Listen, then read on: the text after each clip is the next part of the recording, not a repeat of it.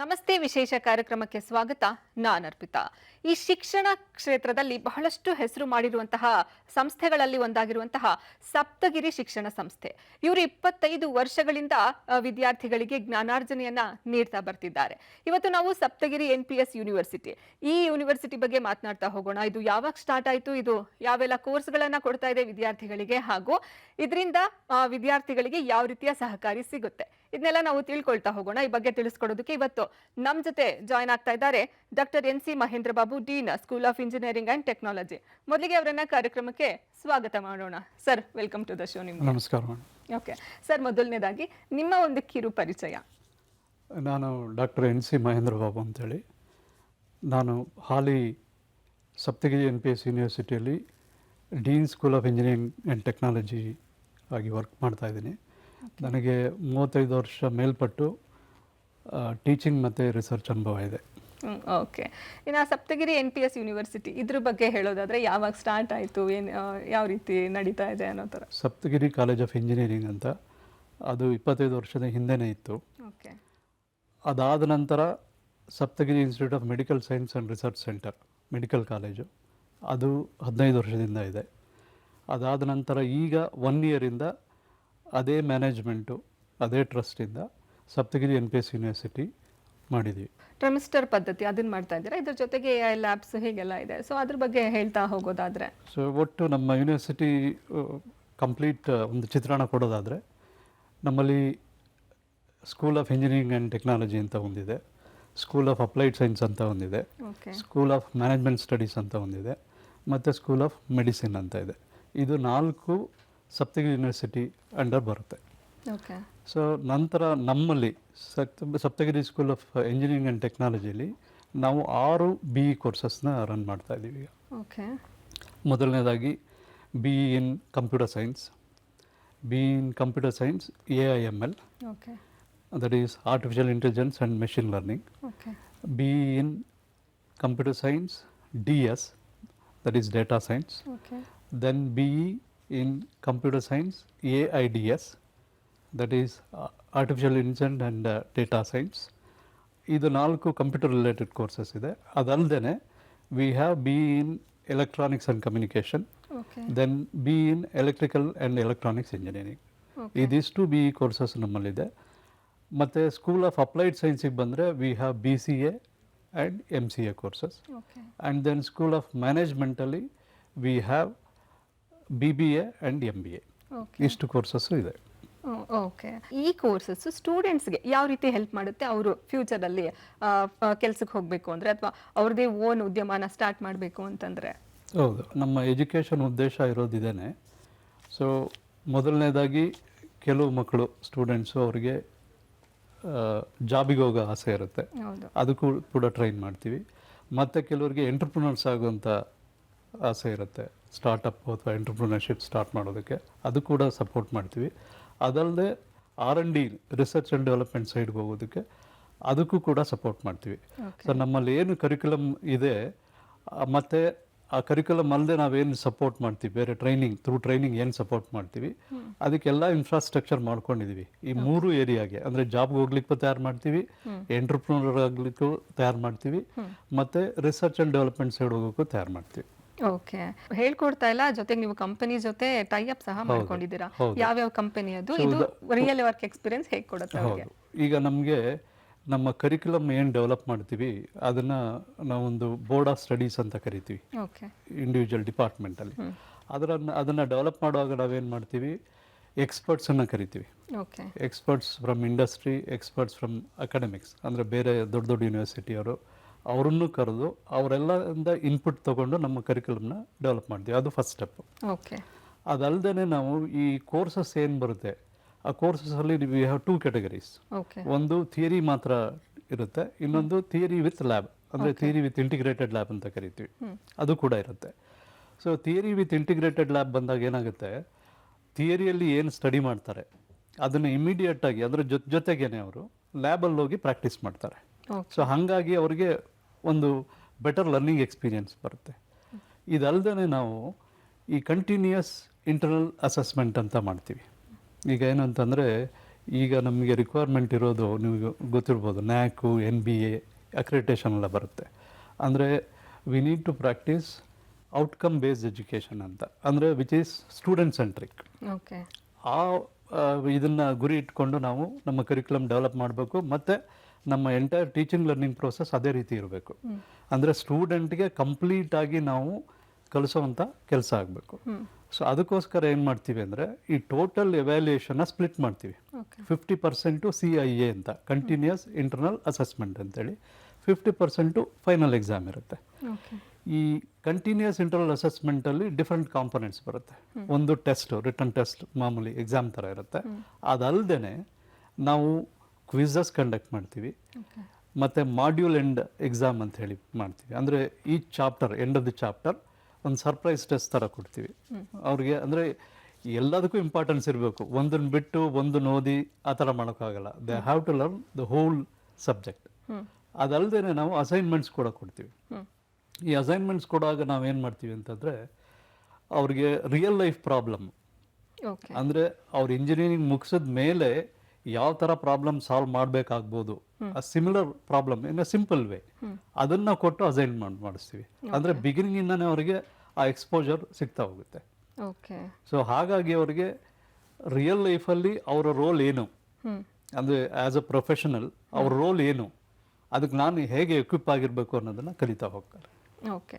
Saptagiri NPS university ಎಲ್ಲಿದೆ ಮತ್ತು campus ಬಗ್ಗೆ ಹೇಳೋದಾದರೆ ಫೆಸಿಲಿಟೀಸ್ ಏನೇನಿದೆ ಅಂತ?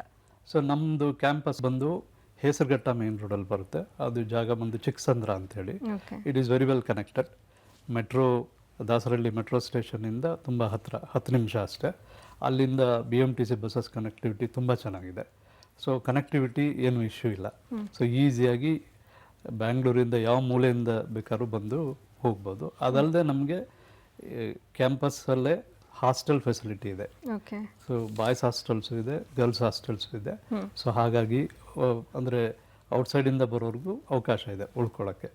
Best facilities we have in the hostel also. Connectivity ಒಂದು ಅಡ್ವಾಂಟೇಜು. Okay, easy. ಮತ್ತು ನಮ್ಮಲ್ಲಿ ಒಂದ್ಸರಿ ಅವ್ರ ಕ್ಯಾಂಪಸ್ಸಿಗೆ ಬಂದರೆ ಎಲ್ಲ ರೀತಿ ಫೆಸಿಲಿಟಿ, ಕ್ಯಾಂಟೀನ್ ಫೆಸಿಲಿಟಿ ಇದೆ, ಅವ್ರಿಗೆ ಸ್ಪೋರ್ಟ್ಸ್ ಫೆಸಿಲಿಟಿ ಇದೆ, ಲೈಬ್ರರಿ ಇದೆ. So whole day they can spend within the campus. ಆಚೆ ಹೋಗ್ಬೇಕಾದ ಅವಶ್ಯಕತೆ ಬರೋದಿಲ್ಲ. ಓಕೆ ಸರ್, ಇನ್ನು ಹಾಸ್ಟೆಲಿಗೆ ಬರ್ತಾರಲ್ಲ, ಬರೀ ಕೇವಲ ಕರ್ನಾಟಕದಿಂದ ಅಲ್ಲ, ಬೇರೆ ರಾಜ್ಯದಿಂದನೂ ಬರ್ತಾರೆ. ಸೊ ಅವರಿಗೆಲ್ಲ ಯಾವ ರೀತಿ ನೀವು ಬೂಸ್ಟಪ್ ಮಾಡ್ತೀರಾ ಕಾನ್ಫಿಡೆನ್ಸ್ ಫಿಲ್ ಮಾಡೋ ನಿಟ್ಟಿನಲ್ಲಿ? ಟೀಚಿಂಗ್ ಲರ್ನಿಂಗ್ ಪ್ರೋಸೆಸ್ಸಲ್ಲಿ ಒಂದು ಸೆಕ್ಷನಲ್ಲಿ 60 ಜನ ಇರ್ತಾರೆ ಅಂತ ಇಟ್ಕೊಳ್ಳಿ. ಅವ್ರನ್ನ 2 ಗ್ರೂಪಾಗಿ ಡಿವೈಡ್ ಮಾಡ್ತೀವಿ, 30 ಜನ. ಅವ್ರ 30 ಜನಕ್ಕೆ ಒಬ್ಬ ಟೀಚರ್ನ ಪ್ರಾಕ್ಟರ್ ಅಂತ ನೇಮಕ ಮಾಡ್ತೀವಿ.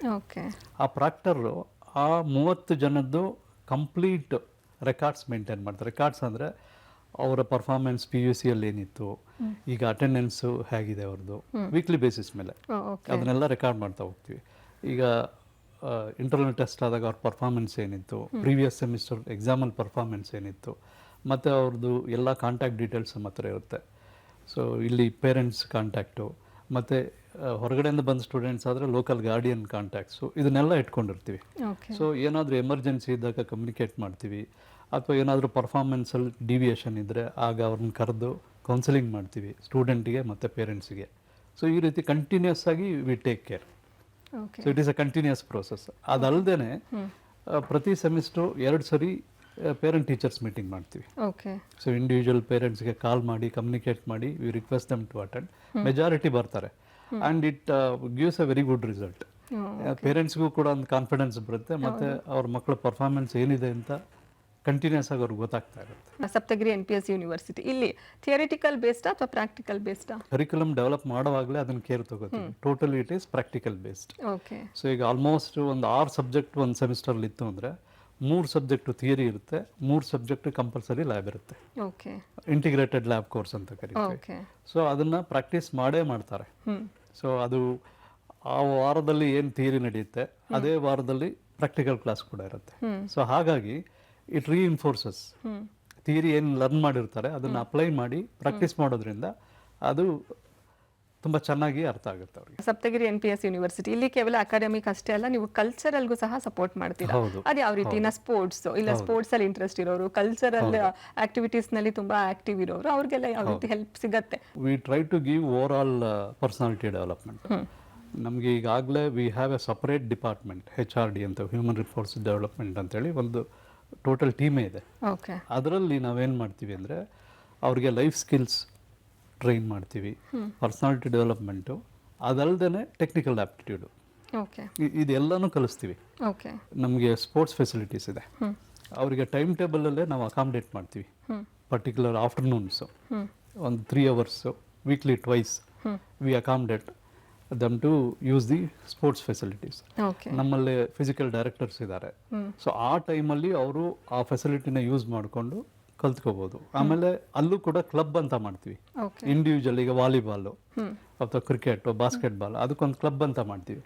ಆ ಕ್ಲಬ್ಬಲ್ಲಿ ಎನ್ರೋಲ್ ಮಾಡ್ಕೊಂಡವ್ರಿಗೆ ಎಕ್ಸ್ಟರ್ನಲ್ ಇವ್ರನ್ನ ಕೋಚನ್ನು ಕರೆಸಿ ನಾವು ಟ್ರೈನ್ ಮಾಡ್ತೀವಿ. ಅದು ಪ್ರಾವಿಷನ್ ಇದೆ. ಸೊ ಇದು ಸ್ಪೋರ್ಟ್ಸ್ ಅಲ್ಲಾಯಿತು. ಅದೇ ರೀತಿ ನಾವು ಯೋಗ ಟ್ರೈನಿಂಗ್ ಮಾಡ್ತಾ ಇದ್ದೀವಿ ಸ್ಟೂಡೆಂಟ್ಸ್ಗೆ, so that it is overall development ಪರ್ಪಸ್ಗೆ. ಅದಲ್ಲದೆ ನಾವು NSS ಇದೆ, NCC ಇದೆ. ಸೊ NCC ನಿಮ್ಗೆ ಗೊತ್ತು.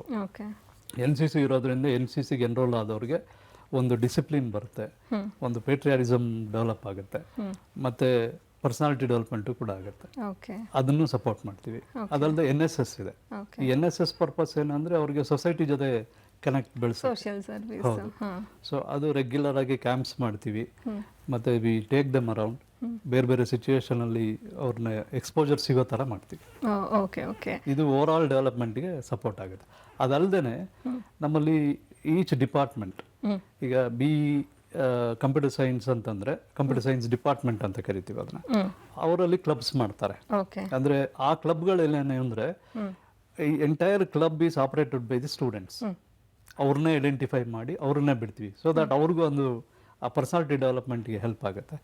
ಮತ್ತು ಹೆಚ್ಚು ಕಮ್ಮಿ ನಮಗೆ ಒಂದು ಸೆಮಿಸ್ಟ್ರಿಗೆ ಪ್ರತಿ ಕ್ಲಬ್ ಕೂಡ ಅಟ್ಲೀಸ್ಟ್ 2 ಆ್ಯಕ್ಟಿವಿಟಿ ಮಾಡಿಸ್ತೀವಿ. ಸೊ ಆ ಆ್ಯಕ್ಟಿವಿಟಿಯಲ್ಲಿ ಆ ಡಿಪಾರ್ಟ್ಮೆಂಟ್ ಮಕ್ಕಳು ಮತ್ತು ಬೇರೆ ಡಿಪಾರ್ಟ್ಮೆಂಟ್ ಮಕ್ಕಳು ಪಾರ್ಟಿಸಿಪೇಟ್ ಮಾಡ್ಬೋದು.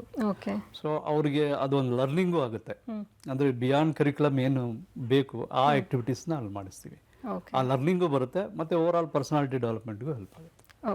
ಸಪ್ತಗಿರಿ NPS ಯೂನಿವರ್ಸಿಟಿ, ಇದರಲ್ಲಿ ಸಾಕಷ್ಟು ಫೆಸಿಲಿಟೀಸ್ನ ನೀವು ಕೊಡ್ತಾ ಇದ್ದೀರಾ ಸರ್. ಇನ್ನು ಕಲ್ಚರಲ್ ಆಕ್ಟಿವಿಟೀಸು, ಸ್ಪೋರ್ಟ್ಸು, ಇವರಿಗೂ ಸಹ ನೀವು ಹೆಲ್ಪ್ನ ಮಾಡ್ತಿದ್ದೀರಾ.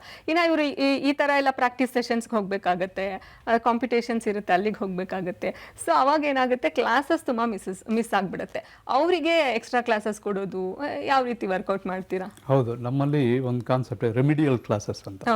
ಈ ರೆಮಿಡಿಯಲ್ ಕ್ಲಾಸಸ್ ಏನು ಅಂತಂದರೆ ಈ ಥರ ಕ್ಲಾಸ್ ಜೆನ್ಯೂನ್ ರೀಸನ್ಗೆ, ಸೊ ಈಗ ಅವರು ಬೇರೆ ಸ್ಪೋರ್ಟ್ಸಲ್ಲಿ ಪಾರ್ಟಿಸಿಪೇಟ್ ಮಾಡಿರ್ಬೋದು, ಅಥವಾ ಕಲ್ಚರಲ್ ಆ್ಯಕ್ಟಿವಿಟೀಸಲ್ಲಿ ಪಾರ್ಟಿಸಿಪೇಟ್ ಮಾಡ್ಬೋದು, ಅಥವಾ ಹೆಲ್ತ್ ರೀಸನಿಂದ ಕ್ಲಾಸಸ್ ಮಿಸ್ ಆಗಿದ್ರೆ ಅಂಥವ್ರಿಗೆ ನಾವು ರೆಮಿಡಿಯಲ್ ಕ್ಲಾಸಸ್ ಅಂತ ರೆಗ್ಯುಲರ್ ಬೇಸಿಸ್ ಮೇಲೆ ಮಾಡ್ತೀವಿ. So that they can compensate. So attendance requirement meet ಮಾಡ್ತಾರೆ, ಅದ್ರ ಜೊತೆಗೆ ಅವ್ರಿಗೆ ಮಿಸ್ ಆಗಿರೋ ಟಾಪಿಕ್ಸ್ ಕೂಡ ಕವರ್ ಮಾಡ್ತೀವಿ. ಎಲ್ಲ ಸ್ಟೂಡೆಂಟ್ಸು ಒಂದೇ ಥರ ಇರೋದಿಲ್ಲ, ಕೆಲವರು ವೀಕರ್ ಸ್ಟೂಡೆಂಟ್ಸ್ ಸಹ ಇರ್ತಾರೆ. ಅವ್ರಿಗೆ ಏನಾದರೂ ಎಕ್ಸ್ಟ್ರಾ ಕೇರ್ ಮಾಡಿ ಅವ್ರಿಗೆ ಬೂಸ್ಟ್ ಅಪ್ ಮಾಡೋದು, ಅವ್ರಿಗೆ ಎಕ್ಸ್ಟ್ರಾ ಕ್ಲಾಸಸ್ ತಗೊಳ್ಳೋದು, ಹಂಗೆ ಮಾಡ್ತೀರಾ? ಹೌದು, ಖಂಡಿತವಾಗ್ಲೂ. ಈಗ ಒಂದು ಕ್ಲಾಸ್ ತಗೊಂಡ್ರೆ ನಮಗೆ ಮ್ಯಾನೇಜ್ಮೆಂಟ್ ಕೋಟಾದಿಂದ ಬರ್ತಾರೆ, CET ಇಂದ ಬರ್ತಾರೆ, ಡಿಫ್ರೆಂಟ್ ಕ್ಯಾಟಗರೀಸ್ ಸ್ಟೂಡೆಂಟ್ಸ್ ಇರ್ತಾರೆ, ರೂರಲ್ ಬ್ಯಾಕ್ಗ್ರೌಂಡಿಂದ ಬರ್ತಾರೆ, ಅವರಿಗೆ ಕೆಲವು ಸಮಸ್ಯೆಗಳಿರ್ತವೆ. ಸೊ ಇದನ್ನು ಮಾಡೋಕ್ಕೂ ಕೂಡ ನಾವೇನು ಮಾಡ್ತೀವಿ ಅಂದರೆ, ಒಂದು ಇಂಟರ್ನಲ್ ಟೆಸ್ಟ್ ಆದ ತಕ್ಷಣ ಅವ್ರ ಪರ್ಫಾರ್ಮೆನ್ಸನ್ನು ನೋಡ್ತೀವಿ. ಆ ಪರ್ಫಾರ್ಮೆನ್ಸ್ ಬೇಸಿಸ್ ಮೇಲೆ ನಾವು ಅವ್ರನ್ನ ಐಡೆಂಟಿಫೈ ಮಾಡ್ತೀವಿ. ಅವ್ರನ್ನ ಐಡೆಂಟಿಫೈ ಮಾಡಿ ಪ್ರಾಕ್ಟರಿಂಗ್ ಸಿಸ್ಟಮ್ ಅಂತ ಹೇಳಿದ್ನಲ್ಲ, ಅದರಲ್ಲಿ ಅವ್ರನ್ನ ಕರೆದು ಪ್ರಾಕ್ಟರು ಕೌನ್ಸಿಲ್ ಮಾಡಿ ಅದನ್ನು ಐಡೆಂಟಿಫೈ ಮಾಡ್ತಾರೆ. ಪರ್ಟಿಕ್ಯುಲರ್ ಟಾಪಿಕ್ಸ್ ಯಾವ್ದಾದ್ರು ಡಿಫಿಕಲ್ಟಿ ಇದೆಯಾ ಏನು ಅಂತೇಳಿ, ಆ ಟಾಪಿಕ್ಸೇ ಎಗೈನ್ ಆ ರೆಮಿಡಿಯಲ್ ಕ್ಲಾಸಸ್ಸಲ್ಲಿ ಅಕಾಮಿಡೇಟ್ ಮಾಡ್ತೀವಿ. ಸೊ ಇದು ಕೂಡ ರೆಗ್ಯುಲರ್ ಬೇಸಿಸ್ ಮೇಲೆ ನಡೆಯುತ್ತೆ. ತುಂಬ ಜನಕ್ಕೆ ಓದಬೇಕು ಅನ್ನೋ ಆಸೆ ಇರುತ್ತೆ, ಬಟ್ ಅವ್ರಿಗೆ ದುಡ್ಡು, ಹಣದ ಕೊರತೆ ಇರುತ್ತೆ. ಸೊ ಮೆರಿಟ್ ಸ್ಟೂಡೆಂಟ್ಸ್ ಇರ್ತಾರೆ, ಇನ್ನು ಕೆಲವರು ಫಿನಾನ್ಷಿಯಲಿ ವೀಕ್ ಇರ್ತಾರೆ, ಇನ್ನು ಮತ್ತೆ ಫೀಮೇಲ್ ಸ್ಟೂಡೆಂಟ್ಸ್, ಅವರಿಗೆಲ್ಲ ನೀವು ಯಾವ ರೀತಿ ಹೆಲ್ಪ್ ಮಾಡ್ತೀರಾ? ಸಾಕಷ್ಟು ಸ್ಕಾಲರ್ಶಿಪ್ ನಿಮ್ಮ ಯೂನಿವರ್ಸಿಟಿ ಕಡೆಯಿಂದ ಹೋಗ್ತಿದೆ ಅಂತ ಗೊತ್ತು. ಎಷ್ಟು ಜನ ಇದರಿಂದ ಯೂಸ್ಫುಲ್ ಪಡ್ಕೊಂಡಿದ್ದಾರೆ, ಇನ್ನು ತಗೊಂಡಿರೋರು ಯಾವ ರೀತಿ ಇದಕ್ಕೆ ಅಪ್ಲೈ ಮಾಡಬಹುದು, ಅಥವಾ ಯಾವ ರೀತಿ ನೀವು ಕೊಡ್ತೀರಾ ಅವ್ರಿಗೆ ಸ್ಕಾಲರ್ಶಿಪ್ನ? ನಮ್ಮ ಮ್ಯಾನೇಜ್ಮೆಂಟ್ ತುಂಬ ಮ್ಯಾಗ್ನಾನಿಮಸ್. ಅವರು ಈ ಸ್ಕಾಲರ್ಶಿಪ್ ಸ್ಕೀಮ್ನ ಮಾಡಿದ್ದಾರೆ. ಸೊ ಅಂದರೆ ನಮ್ಮಲ್ಲಿ ಡಿಫ್ರೆಂಟ್ ಕ್ಯಾಟಗರೀಸ್ನ ಐಡೆಂಟಿಫೈ ಮಾಡ್ಕೊಂಡಿದ್ದಾರೆ. ಅಂದರೆ ಡಿಫೆನ್ಸ್ ಅವರಿಗೆ, ಮತ್ತು farmers, economically weaker section, single parent, ಅದಲ್ಲದೆ ಮೆರಿಟೋರಿಯಸ್ ಸ್ಟೂಡೆಂಟ್ 80% ಎಬೋ, ಇವರಿಗೆಲ್ಲ 10 to 15% ಕೂಡ ನಮ್ಮಲ್ಲಿ ಸ್ಕಾಲರ್ಶಿಪ್ ಕೊಡ್ತಾರೆ ಟ್ಯೂಷನ್ ಫೀಸಲ್ಲಿ. ಸೊ ಇದು ಈಗ ನೀವು ಎಕ್ಸಾಂಪಲ್ ತಗೊಂಡ್ರೆ ಲಾಸ್ಟ್ ಇಯರ್ ನಾವು ನಿಯರ್ಲಿ 3 crores ಸ್ಕಾಲರ್ಶಿಪ್ ಥ್ರೂ ಕೊಟ್ಟಿದ್ವಿ. Okay okay. ನಾವು ಒಂದು ಓದ್ತಾ ಇದ್ದೀವಿ ಏನಾದರೂ ಅಂತಂದರೆ ನಮಗೆ ಇಂಟರ್ನ್ಯಾಷನಲಿ ಅದು ಗ್ಲೋಬಲಿ ಅದು ರೆಕಗ್ನೈಸ್ ಆಗಬೇಕು. ಆ ನಿಟ್ಟಿನಲ್ಲಿ ಸಪ್ತಗಿರಿ NPS ಯೂನಿವರ್ಸಿಟಿ ಹೇಗೆ ವರ್ಕ್ ಮಾಡ್ತಿದೆ? ನಾನು ಹೇಳಿದೆ ನಿಮಗೆ, ಕರಿಕ್ಯುಲಮ್ ಡೆವಲಪ್ಮೆಂಟ್ ಟೈಮಲ್ಲಿ ನಾವು ಅದನ್ನು ಕೇರ್ ತಗೋತೀವಿ. ಅಂದರೆ ನಾವು ಇಂಡಸ್ಟ್ರಿ ಎಕ್ಸ್ಪರ್ಟ್ಸ್ನ ಇನ್ವೈಟ್ ಮಾಡ್ತೀವಲ್ಲ, ಅವರಿಂದ ಇನ್ಪುಟ್ಸ್ ಬರುತ್ತೆ. ಓಕೆ. ಸೊ ನಾವೇನು ಸಿಲೆಬಸ್ ಮಾಡ್ತೀವಿ ಅದನ್ನು ಥರೋ ರಿವ್ಯೂ ಮಾಡ್ತಾರೆ ಅವರು, ಅವ್ರ ಸಜೆಷನ್ಸ್ ಹೇಳ್ತಾರೆ. ಇದು ಒಂದು ಪಾರ್ಟ್ ಅಂದರೆ ಟೀಚಿಂಗಲ್ಲಿ. ಅದಲ್ಲದೆ ನಾವು ನಿಮ್ಗೆ ಹೇಳಿದೆ ನಮ್ಮದು ಸಪ್ರೇಟ್ ಟ್ರೈನಿಂಗ್ ಡಿಪಾರ್ಟ್ಮೆಂಟ್ ಇದೆ ಅಂತ. ಅಲ್ಲೂ ಕೂಡ ಅವರು ಇಂಡಸ್ಟ್ರಿ ಜೊತೆ ಇಂಟ್ರ್ಯಾಕ್ಟ್ ಮಾಡಿ ಅವರ ರಿಕ್ವೈರ್ಮೆಂಟ್ನ ಐಡೆಂಟಿಫೈ ಮಾಡ್ತಾರೆ. ಆ ರಿಕ್ವೈರ್ಮೆಂಟ್ನ ನಾವು ರೆಗ್ಯುಲರ್ ವೀಕ್ಲಿ ಬೇಸಿಸ್, ಅಂದರೆ ನಾವು ಒಂದು 3 to 4 hours ಎವ್ರಿ ವೀಕು ಈ ಟ್ರೈನಿಂಗಿಗೆ ಅಕಾಮಿಡೇಟ್ ಮಾಡಿರ್ತೀವಿ. ಅಂದರೆ regular time table, it is mandatory. So ಎಲ್ಲ ಮಕ್ಕಳು ಕೂಡ ಅಲ್ಲಿ ಅಟೆಂಡ್ ಮಾಡ್ತಾರೆ. ಅದು ಅವ್ರಿಗೆ ಲೈಫ್ ಸ್ಕಿಲ್ ಕಲಿಯೋದಾಗಿರ್ಬೋದು, ಟೆಕ್ನಿಕಲ್ ಆಪ್ಟಿಟ್ಯೂಡ್ ಆಗಿರ್ಬೋದು, ಅಥವಾ ಪರ್ಸನಾಲಿಟಿ ಡೆವಲಪ್ಮೆಂಟ್, ಇದೆಲ್ಲದಕ್ಕೂ ಹೆಲ್ಪ್ ಆಗುತ್ತೆ. ಸೊ ಅಲ್ಲಿ ಎಲ್ಲ ಸ್ಟೂಡೆಂಟ್ಸ್ಗೂ ಈಕ್ವಲ್ ಆಪರ್ಚುನಿಟಿ ಇರುತ್ತೆ. ಅವ್ರು ಯೂಟಿಲೈಸ್ ಮಾಡಿಕೊಂಡ್ರೆ ಡೆಫಿನೆಟ್ ಆಗಲಿ ಇದೆ. ಓಕೆ. ನಿಮ್ಮ ಯೂನಿವರ್ಸಿಟಿನಲ್ಲಿ 10,000ಕ್ಕೂ ಹೆಚ್ಚು ವಿದ್ಯಾರ್ಥಿಗಳಿದ್ದಾರೆ ಅಂತ ಕೇಳ್ಪಟ್ವಿ. So it's not easy and it's huge. So ಅಷ್ಟು ಜನನ ಹೆಂಗೆ ಮೇಂಟೈನ್ ಮಾಡ್ತೀರಾ? ಅಂದರೆ ಅವ್ರಿಗೆ ಯಾವ ರೀತಿ ಫೆಸಿಲಿಟೀಸ್ ಎಲ್ಲ ಕೊಡೋ ವಿಷಯದಲ್ಲಾಗಿರಬಹುದು, ಎಜುಕೇಷನ್ ವಿಷಯದಲ್ಲಾಗಿರಬಹುದು, ಯಾವ ಥರ ಇದನ್ನು ಕೋಪಪ್ ಮಾಡ್ತೀರಾ? ನಮ್ಮ ಇನ್ಫ್ರಾಸ್ಟ್ರಕ್ಚರ್ ತುಂಬ ಚೆನ್ನಾಗಿದೆ, world class infrastructure. It is a big infrastructure. ನಾನೆಲ್ಲ ಪೇರೆಂಟ್ಸ್ಗೆ, ಸ್ಟೂಡೆಂಟ್ಸ್ಗೆ ರಿಕ್ವೆಸ್ಟ್ ಮಾಡ್ತೀನಿ, ದಯಮಾಡಿ ನಾವು ಏನೇ ಹೇಳಿದ್ರು ಕೂಡ ಅವ್ರು ಬಂದು ನೋಡಲಿ ಒಂದ್ಸರಿ. ಅದು ನೋಡಿದ್ರೆ ಡೆಫಿನೆಟಾಗಿ ಅವ್ರಿಗೆ ಗೊತ್ತಾಗುತ್ತೆ. ಸೊ ನಾವು we have different blocks and different floors and completely brand new, that is equipped with everything. ನಮ್ಮಲ್ಲಿ ಡೆಸ್ಕು, ಇಂಡಿವಿಜುವಲ್ ಚೇರ್ಸು ಮತ್ತು ಸ್ಮಾರ್ಟ್ ಬೋರ್ಡ್ಸ್ ಇರೋಂಥ class rooms. So it is up to date. ಇವತ್ತೇನು ಟೆಕ್ನಾಲಜಿ ಇದೆ ಆ ಟೆಕ್ನಾಲಜಿನ use ಮಾಡಿಕೊಂಡು class rooms ಮತ್ತು ಲ್ಯಾಬ್ಸ್ನ ಡೆವಲಪ್ ಮಾಡಿದ್ದೀವಿ.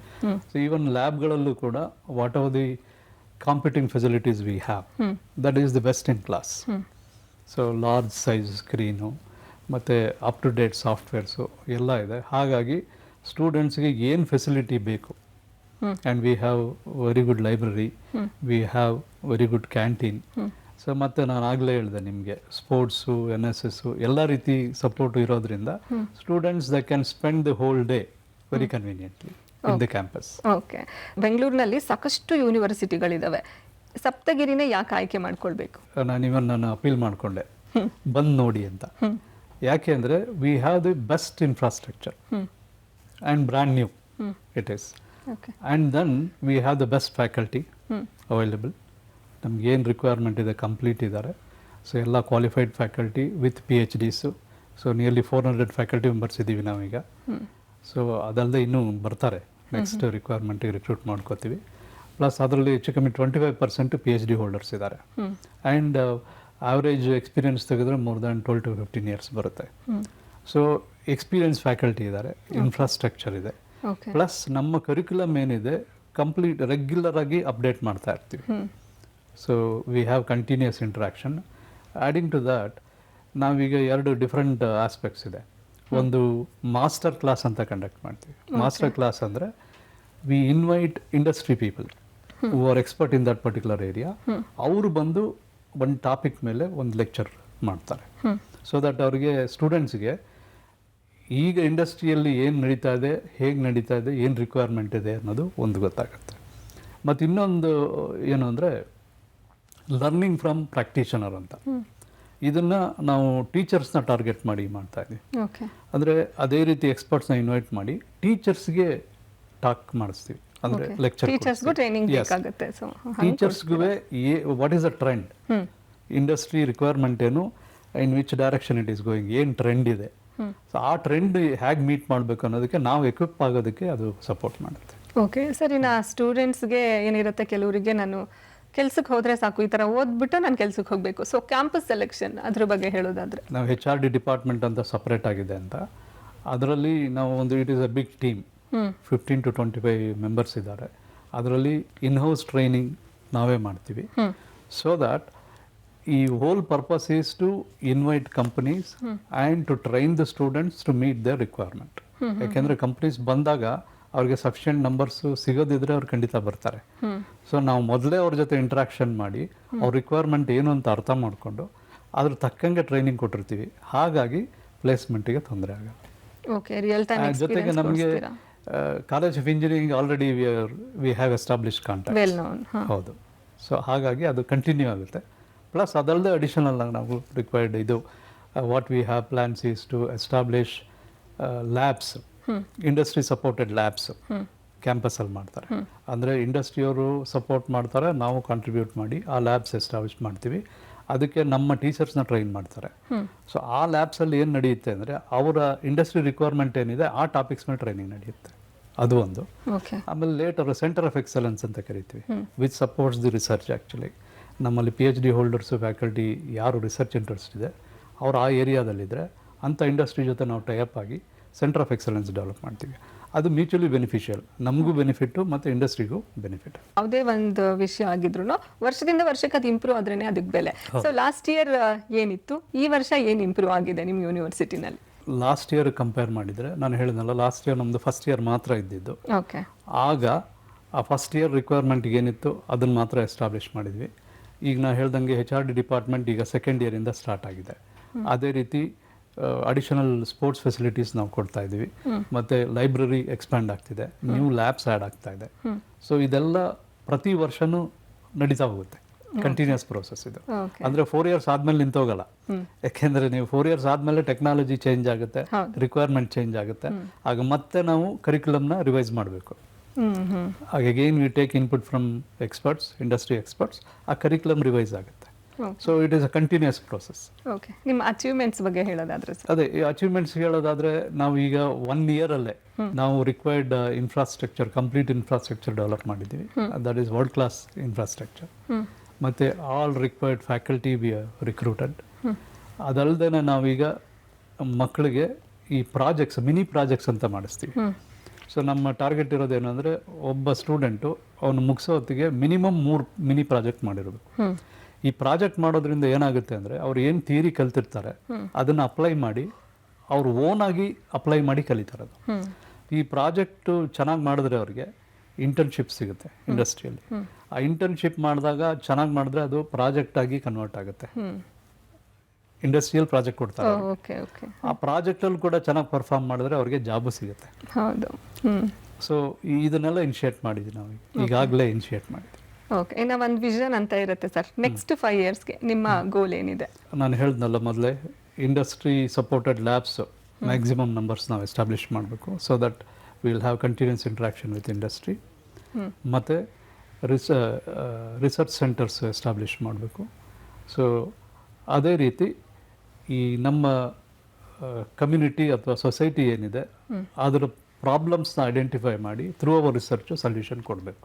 ಓಕೆ. ನಾ ಓವರಾಲ್ ಆಗಿ ಪೇರೆಂಟ್ಸ್ ಹಾಗೂ ಸ್ಟೂಡೆಂಟ್ಸ್ಗೆ ಏನು ಹೇಳ್ತೀರಾ ಸರ್? ನಮ್ಮ ಯೂನಿವರ್ಸಿಟಿಗೆ ಬಂದು ಫೆಸಿಲಿಟೀಸ್ ನೋಡಿ, ನಮ್ಮ ಫ್ಯಾಕಲ್ಟಿ ಜೊತೆ ಇಂಟ್ರ್ಯಾಕ್ಟ್ ಮಾಡಿ, ಅಲ್ಲಿ ಏನು ನಡೀತಾ ಇದೆ ಅಂತ ಅರ್ಥ ಮಾಡ್ಕೊಂಡ್ರೆ ಖಂಡಿತ ನೀವು ನಮ್ಮ ಯೂನಿವರ್ಸಿಟಿನ ಸೆಲೆಕ್ಟ್ ಮಾಡ್ಕೊಳ್ತೀರ ಅನ್ನೋ ಕಾನ್ಫಿಡೆನ್ಸ್ ನನಗಿದೆ.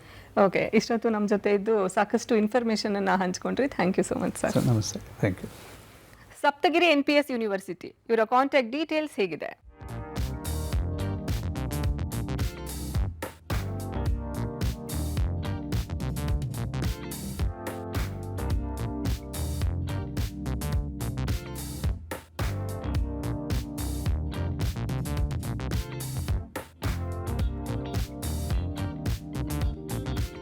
ಇದಾಗುತ್ತೆ ಹೊತ್ತಿನ ವಿಶೇಷ. ನೆನಪಿರ್ಲಿ, ನ್ಯೂಸ್ ಅಂದ್ರೆ ಪಬ್ಲಿಕ್ ಟಿವಿ.